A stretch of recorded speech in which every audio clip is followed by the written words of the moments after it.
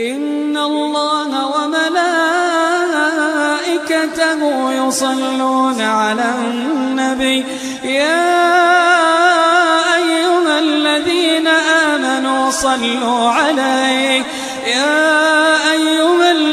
آمنوا صلوا عليه وسلموا تسليما. Well, good evening, everyone. Thank you for having me. I hope everyone can hear me. How to respond to a lot of this. First of all, on the bar, you said you admitted yourself that the bar had been set quite high. I would suggest, though, that the burden of proof is on the proposer rather than on us. It quite clearly says Islam is a religion of peace. I suggest you prove it. We've also been told here tonight when we opened that this debate must take place in the real world. Well, absolutely, yes, it must. It must take place in the real world. And I will describe what Islam is doing in the real world. We can sit and we can debate theocracy day in, day out. We will never agree. We can debate, is there a God, isn't there a God, is the Quran real, isn't it? None of it actually matters. What matters is what happens in the real world, as my opponent quite rightly said. My side of the argument is regularly told that we've heard it again tonight, we were described somewhat as hate. We were told that we are demonizing Islam, whipping up fear of Islam. Not the first time I've been accused of this, probably won't be the last. But let me just say, and let's take this into the real world as we've been advised to do. Let me tell you what actually whips up fears of Islam. We take it from the top. 9/11, the London Underground bombings, Madrid, Mumbai, Mali, Bali, northern Nigeria, Sudan, Afghanistan, Saudi Arabia, Iran, Yemen, Pakistan, death for apostasy, death for blasphemy, death for adultery, death for homosexuality, gender segregation, gender discrimination, unequal testimony between men and women in legal proceedings, child marriage, amputations, beheadings, imprisonment for being raped, anti-Semitism, burqas, execution, as I've said, for this, that and the other, the slaughter of Theo van Gogh on the streets of Amsterdam, death threats on the streets of London, butcher those who insult Islam, Muslim patrols in East London telling people they are entering Sharia control zones, polygamous marriages, marriage not requiring the consent of the bride. This is what causes fear of Islam. It is not me, it is not my colleagues on this side. What information on that point? If Islam and Muslims are responsible for the Muslim patrols, I'm not finished. I'm not. I mean, let me speak on.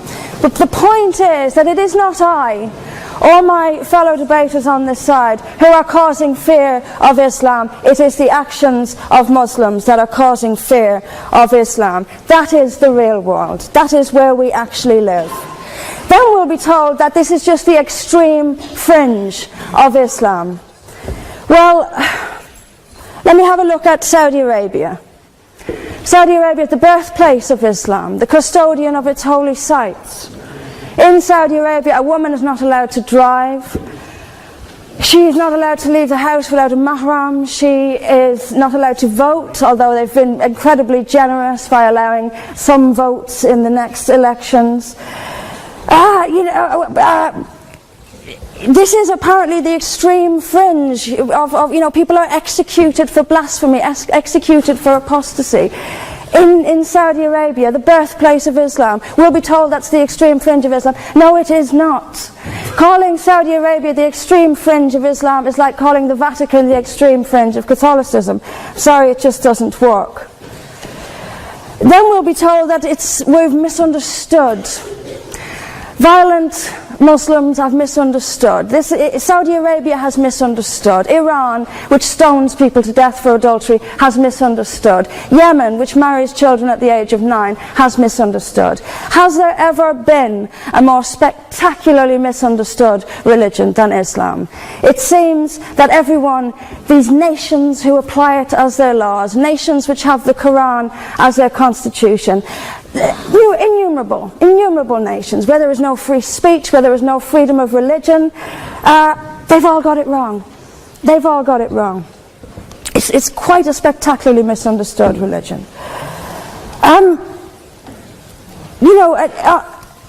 There's just so much. I'm constantly told as well that I need to respect Islam. I'm never quite given a good enough reason why. I am under no greater obligation to respect Islam than I am any other beliefs. I'm under no more obligation to respect a woman oppressed in the name of Islam than if she is oppressed by the BNP or anyone else.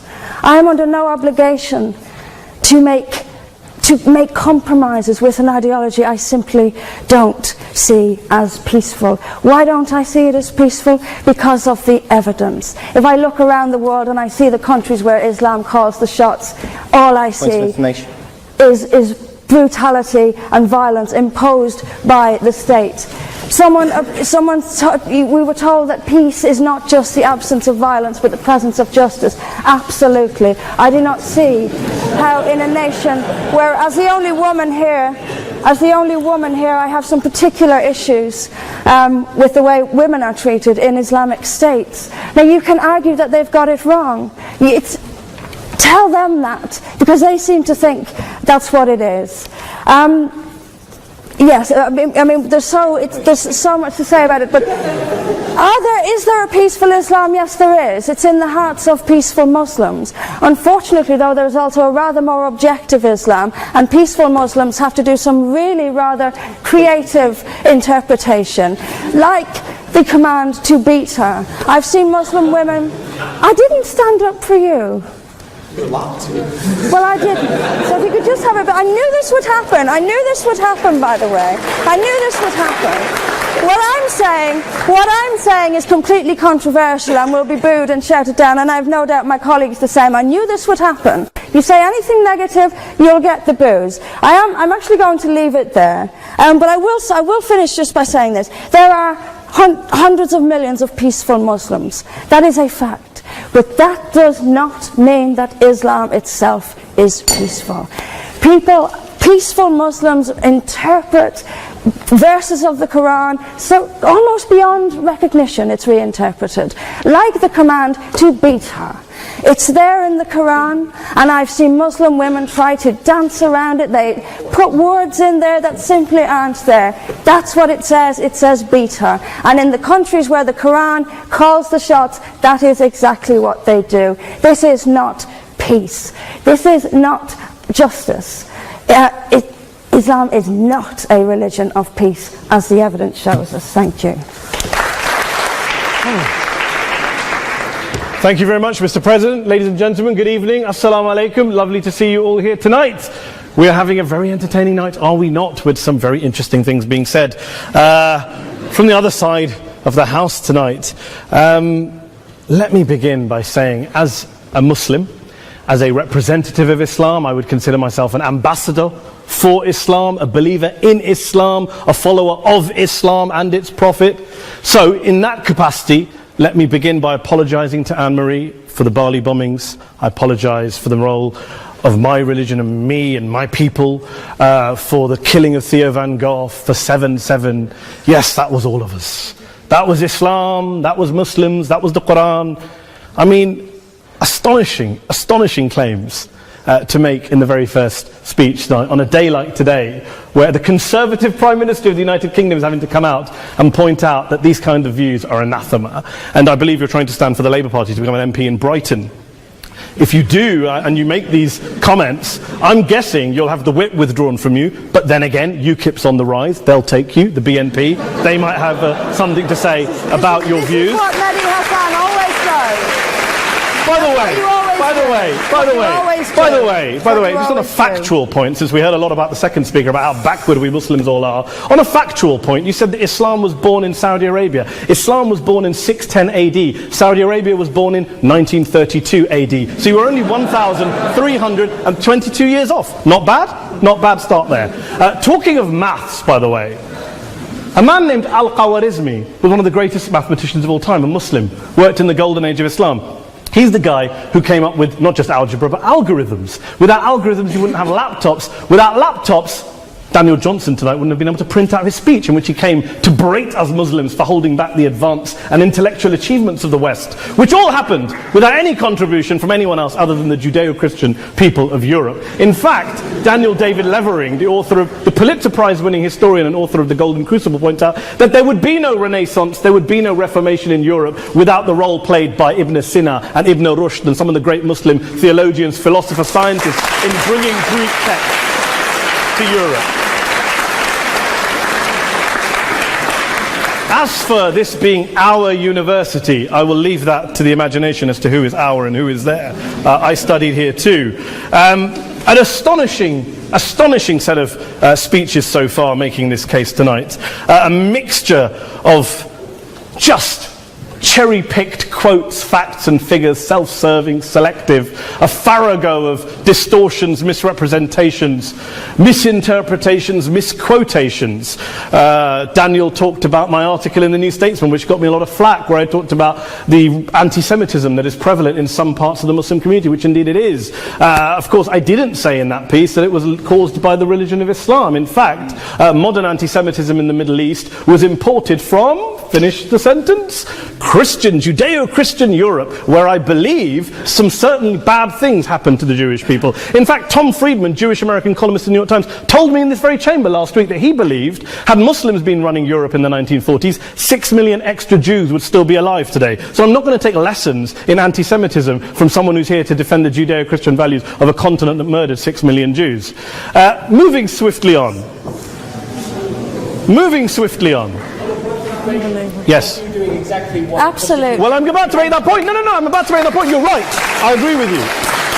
I agree with you 110%. That is my point. I don't think Europe is evil or bad. I'm a very proud European. I don't want to judge Europe on that basis, but if we're going to play this gutter game where we pull out the Bali bombing and we pull out examples of anti-Semitism in the Islamic community, then of course I'm going to come back and say, well, hold on. I mean, look, let's be very clear. Daniel here was a last-minute replacement for Douglas Murray, who had to pull out. And Douglas and I have a well-documented differences, but to be fair to Douglas, as to be fair to Anne-Marie and to Peter, atheists. Atheists see all religions as evil, violent, threatening. What the problem I have with Daniel's speech is that Daniel comes here to run this robust defense of Christianity, forgetting that his fellow Christians, people who said they were acting in the name of Jesus, gave us the Crusades, the Spanish Inquisition, the anti-Jewish pogroms, European colonialism in Africa and Asia, the Lord's Resistance Army in Uganda, not to mention countless arson and bomb attacks on abortion clinics in the United States of America to this very day. I would like a little bit of humility from Daniel first before he begins lecturing other communities and other faiths on violence, terror and intolerance.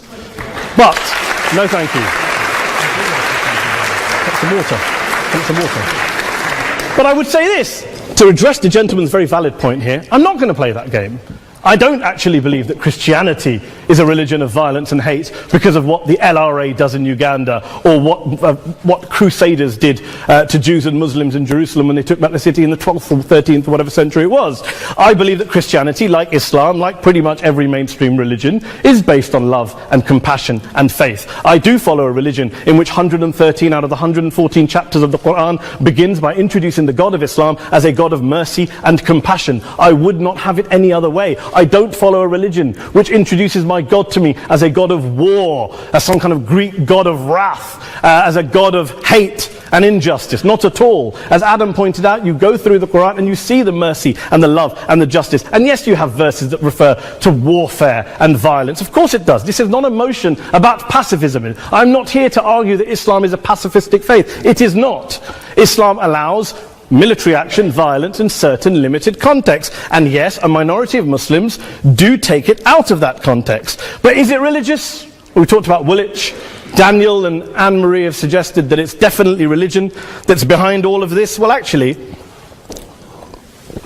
What I find so amusing tonight is we're having a debate about Islam, and the opposition tonight have come forward. We have a graduate in law, a graduate in modern history, a graduate in chemistry, and you know, I admire all of their intellects and their abilities, but we don't have anyone who's actually an expert on Islam, a scholar of Islam, a historian of Islam, a speaker of Arabic, even a terrorism expert or a security expert or a pollster, let alone to talk about what Muslims believe or think. Instead, we have people coming here, putting forward these views, putting forward these sweeping opinions. Listen to Professor Robert Pape of the University of Chicago, one of America's leading terrorism experts, who, unlike our esteemed opposition tonight, studied every single case of suicide terrorism between 1980 and 2005, 315 cases in total. And he concluded, and I quote, "There is little connection between suicide terrorism and Islamic fundamentalism or any of the world's religions. Rather, what nearly all suicide terrorist attacks have in common is a specific secular and strategic goal to compel modern democracies to withdraw military forces from territory that the terrorists consider to be their homeland."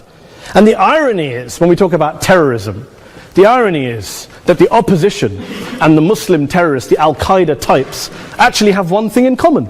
Because they both believe that Islam is a warlike, violent religion. They both agree on that. They have everything in common. Osama bin Laden would be nodding along to everything he's heard tonight from the opposition side. He agrees with them. The problem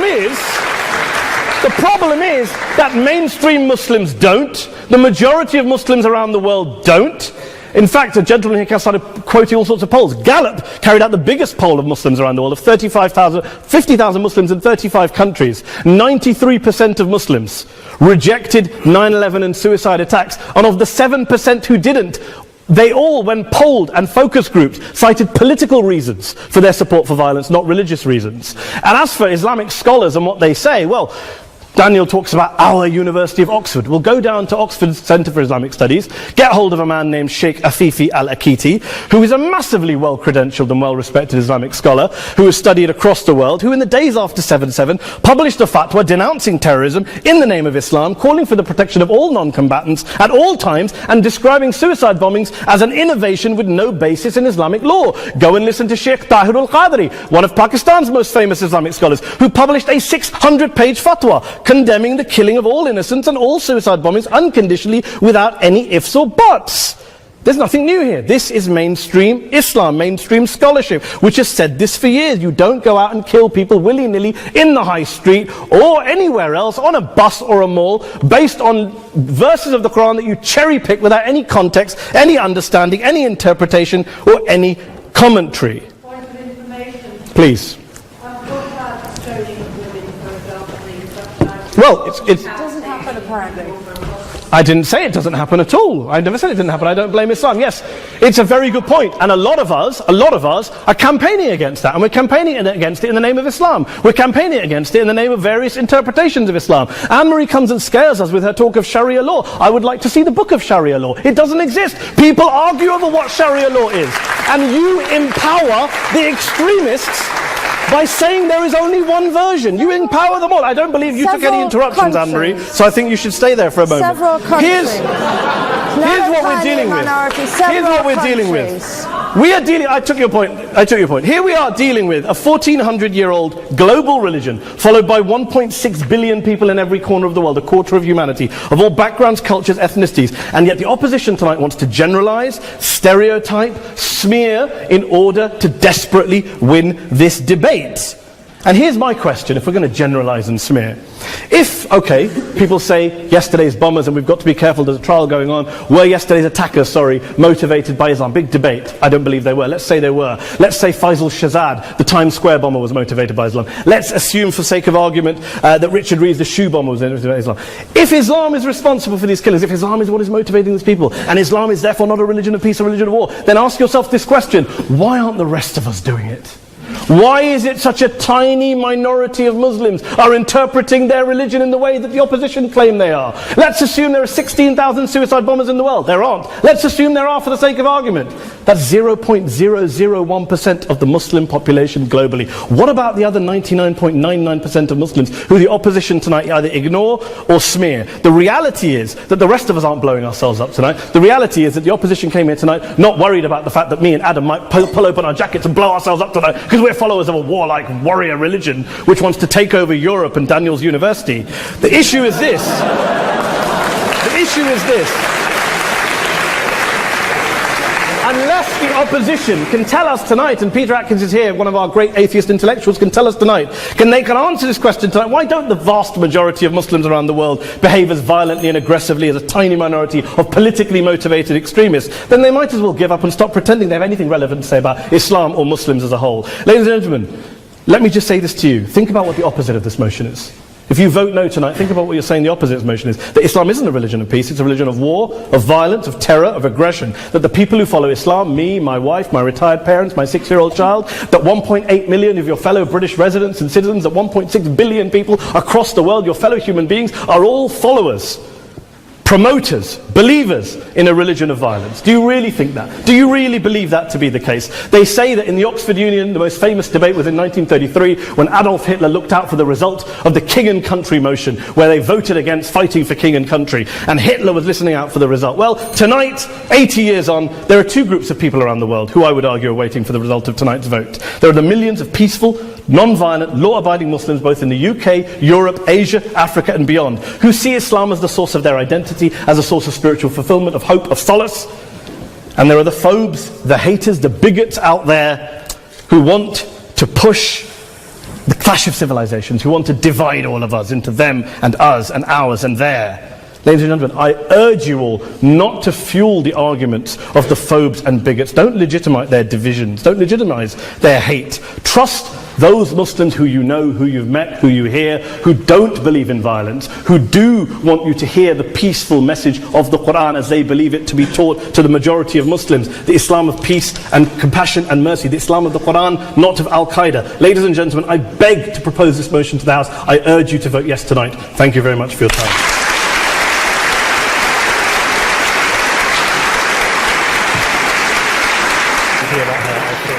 In it, as good men will find anywhere.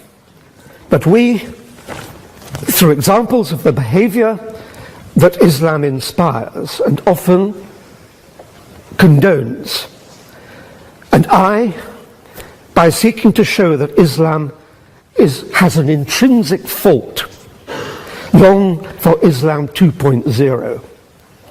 Islam 2.0, Islam's enlightenment, will have an emphasis on humanity, subtlety, harmony and reason, and be virtuous. On that point, this evening, though, you are judging Islam 1.0, not Islam 2.0. By opposing the motion, you will be encouraging the emergence of what most of humanity really longs for, but which does not yet exist. Please, for the sake of humanity, oppose.